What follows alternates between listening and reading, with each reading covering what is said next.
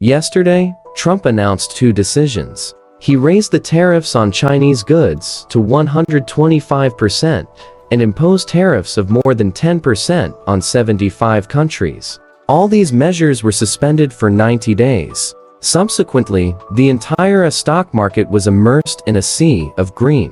The S&P 500 index soared by 9.5% in a single day, achieving the largest increase since 2008 and ranking as the third largest daily gain after World War II.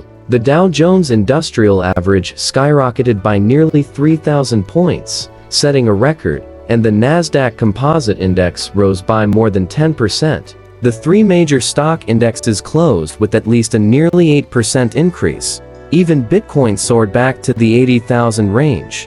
However, behind this carnival, there are still significant divisions and uncertainties in the market, because the trade war is far from over. Currently, China has officially adjusted the tariff rate on its goods, increasing the tariffs on the US from 30% to 80%. On April 9th, the member states of the European Union voted and passed the first round of tariff countermeasures against the US. They will impose tariffs of up to 25% on a series of US products. This round of countermeasures is mainly targeted at the US steel and aluminum tariffs. And the latest news shows that the EU is considering suspending its tariff response measures against the US for 90 days. On April 15th, Canada has imposed a 25% tariff on US cars on an equal footing, and the measure came into effect on the 9th in Eastern US time. It can be seen that although the EU and Canada have already introduced clear tariff countermeasures,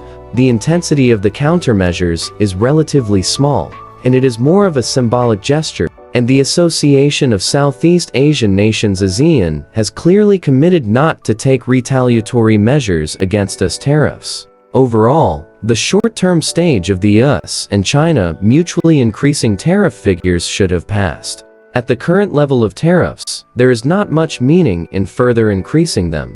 The next confrontation may shift to a different dimension. For example, Trump has nominated Landon Hyde to serve as the Assistant Secretary of Commerce for Export Administration of the United States. Hyde is a hawkish figure in the US policy towards China. During his tenure in the United States House Select Committee on China, he led a number of actions aimed at addressing China's technological challenges.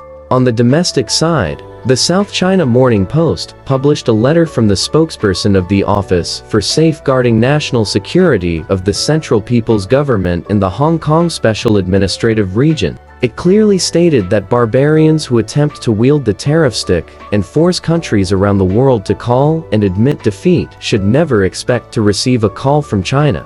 In other words, there is no hope for US-China negotiations in the short term, and the two sides may turn to resolving internal contradictions first. Under the current situation, China needs to face the following issues. First, under the high tariffs, it is expected that the imports of US products will be significantly reduced. Some key imports among them may need to find substitutes. The ones with relatively high dependence mainly include high-tech agricultural products, etc. According to the data of the General Administration of Customs of China, in 2024, China's total imports from the United States amounted to 1,164.06 billion yuans. Among them, machinery and electronic products ranked first, costing a total of 269.7 billion yuans. Accounting for 23.17%. The largest part of this is integrated circuits, engines, and their components. This means that after the tariff policy is officially implemented, the import prices of chips and auto parts will also rise. Take mobile phones as an example. As long as domestic brands use Qualcomm chips, they may face cost pressure. They may have two choices: either adjust the price or seek domestic substitution. Currently, many domestic mobile phone brands are Qualcomm's customers. Taking the Snapdragon 8 Seconds Gen 4 released by Qualcomm on April 2nd as an example, mobile phone manufacturers such as Redmi, Vivo, Xiaomi, and Oppo are all on its first batch of models to carry this chip. In terms of laptops, brands like Xiaomi, Huawei, and Lenovo all use CPUs from Intel or AMD. They will also face the dilemma of rising costs. The prices of imported US cars such as Tesla, Chevrolet, Cadillac, and Ford will obviously be affected as well. Taking Tesla as an example, its models like Model X and Model S are imported from the California factory in the US, and some of the battery materials used come from Europe and the US.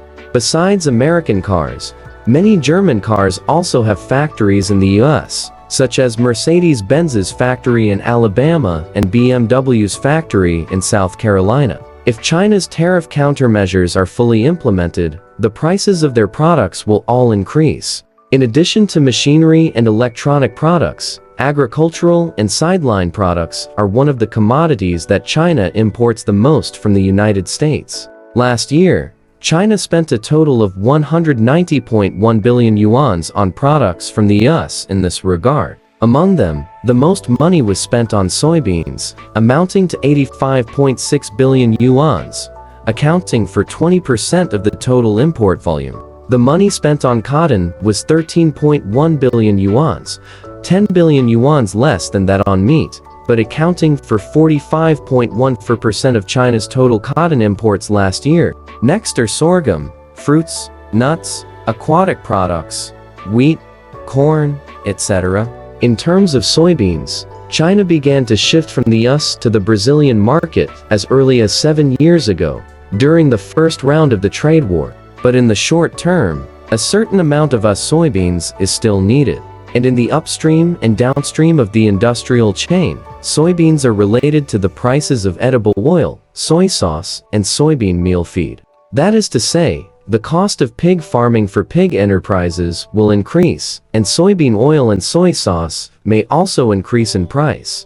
At the same time, the price of pork is not only affected by soybeans. China is the world's largest pork producer and also the largest pork consumer. It consumes more than 57 million tons of pork a year, accounting for about 45% of the global total. Among them, 4% of the pork needs to be imported, and the United States is a major source of it. According to customs data, in 2024, China imported 2.284 million tons of pork, of which 408,000 tons were imported from the US, accounting for 17.9% of the total import volume. It can be predicted that the import volume of US pork will decline significantly in 2025. And once the slaughter rates of major enterprises such as New Hope and Muyuan Foods decline, the price of pork may increase. In addition, with the increase in the price of cotton, what people may first think of is the increase in the cost of clothing. Coupled with the fact that the supply chains of many footwear and clothing giants have spread across the world, Trump's series of tariff measures that almost attack the whole world without discrimination may force brands like Nike to raise prices. Of course, everyone knows that China's real problem is actually exports. In the trade between China and the US, China has always had a trade surplus. That is, China exports more. In 2024, the total value of China's export trade to the US was approximately 4 trillion yuan. According to institutional forecasts, the tariff war may lead to a reduction of 2 trillion yuan in export volume. Of course, the best result would be that China can digest this reduced 2 trillion yuan internally. But can domestic demand digest this 2 trillion yuan? What exactly is the concept of 2 trillion yuan? In 2024, China's GDP was 134.9 trillion yuan, and 2 trillion yuan only accounted for about 1.5%. With such a low proportion, what kind of impact can it have? Although 2 trillion yuan may seem not much, it may be the last straw that breaks the camel's back. Think about what the domestic consumption situation was like in the past few years. Now, if we add a burden of 2 trillion yuan to consumption, can it still bear it? According to the CPI and PPI data for March released by the National Bureau of Statistics of China, in March, the CPI decreased by 0.1% year-on-year and 0.4% month-on-month. The PPI decreased by 2.5% year-on-year and 0.4% month-on-month. These figures mean that domestic demand is still weak. The 2 trillion yuan we see may just be a number, but behind it are the livelihoods and jobs of countless people. If half of these people lose their jobs, it will be a huge problem. They expect their incomes to decrease and will continue to cut unnecessary expenses. In this cycle, domestic demand may become even worse. So don't underestimate the impact of this 2 trillion yuan. From an internal perspective, the impact will be significantly differentiated. If a region is more dependent on exports, especially exports to the US, the impact will be greater. According to the data in 2024, Guangdong is China's #1 province in foreign trade, with the largest export volume, accounting for nearly 1/4 of the country's total. The exports to the US account for 16% of Guangdong's export volume, and it will be relatively greatly affected. At the same time, the export amounts of Zhejiang, Jiangsu, Shanghai, and Shandong are also relatively large. From the perspective of cities, the top 5 cities in China's exports are Shenzhen, Shanghai, Suzhou, Ningbo, and Dongguan. Among these cities, Shenzhen has the largest export volume to the US, which was 422.3 billion yuan in 2024. Next is Suzhou, which was approximately 340 billion yuan in 2024. Third is Shanghai, with an export volume of 277.3 billion yuan. In terms of the proportion of exports to the US, among the top 5 export cities, Suzhou ranks first, reaching 20.5%. Next is Dongguan, accounting for approximately 18.3%. Third is Ningbo, accounting for approximately 17%. The proportions of Shanghai and Shenzhen are 15.3% and 15% respectively.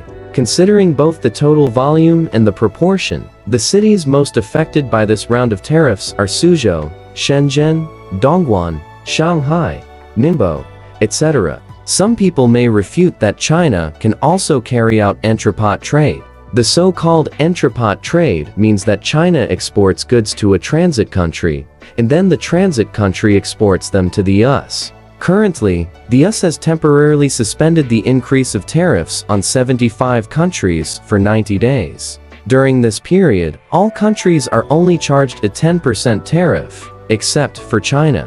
So there is a view that under this trade structure, as long as the US determines that this batch of goods is from the transit country and enjoys the corresponding tariffs of the transit country, then the so-called tariff sanctions can be easily resolved. Currently, in China's entrepot trade, common transit countries are ASEAN countries, Middle Eastern countries, and Mexico. As can be seen from the above figures, the entrepot trade using them as transit countries has developed very rapidly. Currently, the proportion of China's direct exports to the US has dropped from 19.2% in 2018 to 14.7% in 2024. In the same period, the proportions of exports to ASEAN and Central and Eastern Europe have increased to 15.8% and 6.4%, respectively. Theoretically, entrepot trade may still be able to deal with this round of tariff sanctions as it did before, but this is only in theory. This time, although it seems that entrepot trade can save China's exports, it needs to be prepared for Trump to change his mind at any time. For example, he may suddenly adjust the 90-day tax exemption period, or even, like before when restricting high-end manufacturing, as long as the proportion of Chinese raw materials in the products reaches a certain scale, then the tariffs will be calculated at 125%.